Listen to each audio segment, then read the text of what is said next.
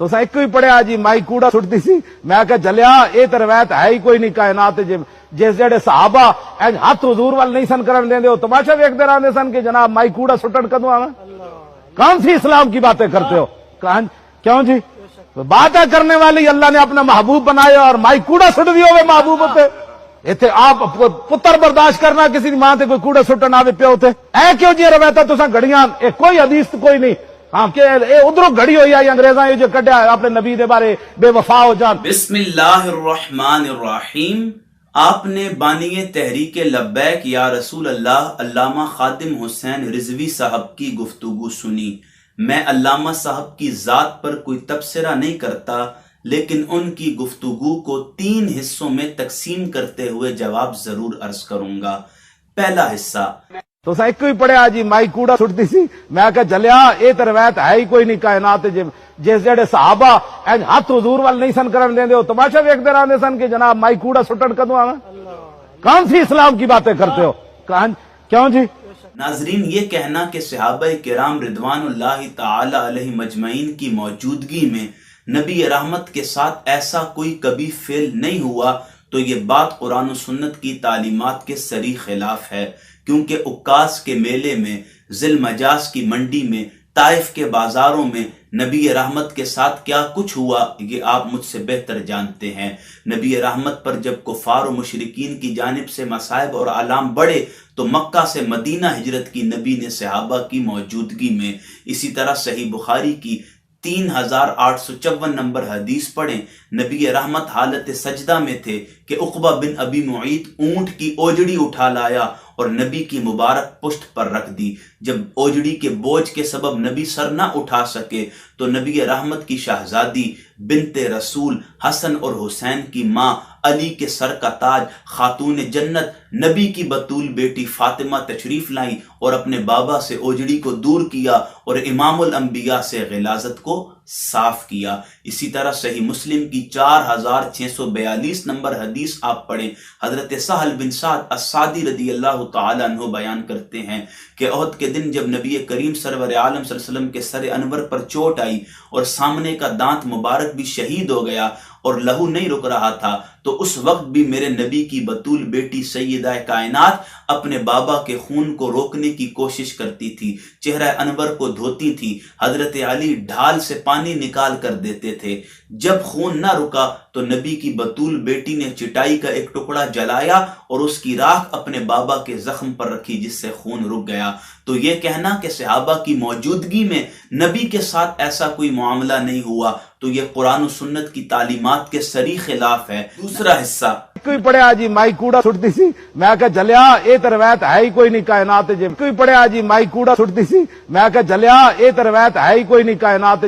ناظرین یہ ایک عورت کا نہیں بلکہ 2 عورتوں کا قصہ ہے. ایک عورت ابو لہب کی بیوی ام جمیل جو نبی رحمت کے راستے میں کوڑا کرکٹ اور کانٹے بچھایا کرتی تھی اور اسی کبھی فعل کو سر انجام دیتے ہوئے واصل جہنم ہو گئی. لیکن دوسری عورت کا قصہ وہ کسی حدیث کی کتاب میں موجود نہیں مگر عوام میں مقبول، معروف اور مشہور ہے. اب جو چیز عوام میں مقبول، معروف اور مشہور ہو لیکن کتابوں میں موجود نہ ہو تو یہاں اہل سنت کا مسلمہ اصول اور منہج یاد رکھنا چاہیے. عدم نقل عدم وجود کو مستلزم نہیں، یعنی اگر کوئی بات کتابوں میں موجود نہیں ہے تو اس کا قطعاً یہ مطلب نہیں کہ وہ حقیقت میں بھی ایگزسٹ نہ کرتی ہو. یقیناً اس کی کوئی اصل حقیقت میں موجود ہوگی. اعلیٰ حضرت امام احمد رضا خان فاضل بریلی نور اللہ مرکزہ فتاوی رضویہ جلد 8 صفحہ نمبر 551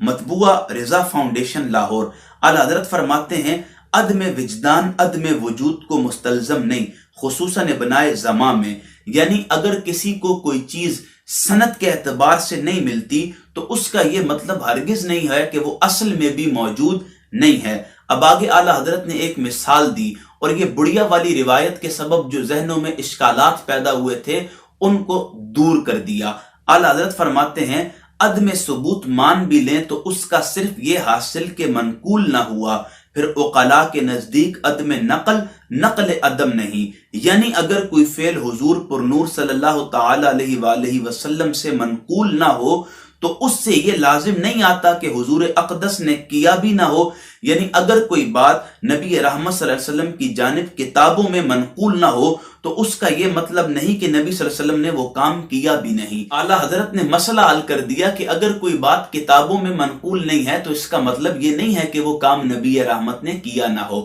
خیر آگے اعلیٰ حضرت فرماتے ہیں، امام محقق علی الاطلاق فتح القدیر میں فرماتے ہیں، عدم النقل لا ينفی الوجود، عدم نقل نفی وجود کو مستلزم نہیں. خود مجیب اپنی صحیح مشکور میں تنزیہ الشریعہ امام ابن عراق سے نقل کرتے ہیں، عدم الثبوت لا یلزم منہ اثبات العدم، عدم ثبوت سے اثبات عدم لازم نہیں آتا. ناظرین، اس علمی بحث کا مختصر خلاصہ صرف اتنا سا ہے کہ اگر کوئی بات قرآن و سنت میں منقول نہ ہو اور اس کی مخالفت میں کوئی دلیل شرعی بھی موجود نہ ہو لیکن مطابقت میں اگر دلیل آ جائے تو وہ بات اپنی اصل میں جائز ہوتی ہے. اس کی مثال بڑیا والی روایت سے لیں کہ جو حدیث کی کسی کتاب میں منقول نہیں ہے لیکن اس کی مطابقت میں قرآن و سنت میں دلائل موجود ہیں. ابو لہب کی بیوی ام جمیل نبی رحمت کے راستے میں کوڑا کرکٹ اور کانٹے بچھایا کرتی تھی. اب قرآن اس مقام پر شاہد ہے، وَامْرَأَتُهُ حَمَّالَةَ الْحَطَبِ، تو یہ دلیل قرآن سے اس روایت کی مطابقت میں آ گئی. اور اسی طرح صحیح بخاری سے دلیل کہ نبی رحمت پر حالت سجدہ میں عقبہ بن ابی معیط نے پشت مبارک پر اونٹ کی اوجڑی پھینکی جسے سیدہ کائنات فاطمہ الزہرا سلام اللہ علیہا نے دور کیا، تو یہ بھی اس کی مطابقت میں آ گئی جو بڑیا والی روایت ہے. اس لیے یہ دعویٰ کہ صحابہ کرام رضوان اللہ تعالی علیہ مجمعین کی موجودگی میں نبی رحمت کے ساتھ ایسا کوئی فعل رونما نہیں ہوا، یہ بالکل باطل ہے، چونکہ اس کی مخالفت میں قرآن و سنت میں دلائل موجود ہیں اور بڑیا والی روایت کی مطابقت میں بھی قرآن و سنت میں دلائل موجود ہیں. میں صرف اتنی عرض کروں گا کہ ڈاکٹر طاہر القادری ایک انسان ہے. انڈیا میں خطاب کرتے ہوئے نبی رحمت کے حسن خلق پر، نبی کی عالی صفات اور عالی اخلاق کا ذکر کرتے ہوئے ضمناً ڈاکٹر صاحب نے یہ بڑیا والی روایت بیان کی جو کسی حدیث کی کتاب میں منقول نہیں ہے جبکہ مطابقت میں اس کی دلائل قرآن و سنت میں موجود ہیں. اگر اس کی مطابقت میں ایک دلیل بھی قرآن و سنت میں موجود نہ ہوتی پھر بھی میں یہاں ایک ہی عرض کرتا کہ ڈاکٹر طاہر القادری انسان ہے اور بتقاض بشری ان کی ذات سے غلطی کا سردرد ہونا یہ محال بالکل نہیں ہے، کیونکہ صرف اللہ ہے جو ہر عیب سے پاک ہے اور اللہ کی عطا سے اس کے انبیاء ہیں جو معصوم عن الخطا ہیں. باقی تمام انسان غلطیاں کر سکتے ہیں اور یاد رکھیں بڑے بڑے محدثین سے، ائمہ مفسرین سے غلطیاں ہوئی. میں نے پہلے بھی عرض کی تھی، امام بخاری اپنی صحیح بخاری میں نبی رحمت کی خودکشی والی حدیث نعوذ باللہ من ذالک لے کر آئے جسے امت نے مردود کر دیا اور ناقابل قبول سمجھتے ہوئے امام بخاری کی کتاب صحیح بخاری سے اس حدیث کو حذف کر دیا گیا. تو یہ بات یاد رکھیں، سفید کاغذ پر صرف نقطہ ہی نظر آتا ہے، لوگوں کو سفید کاغذ نظر نہیں آتا.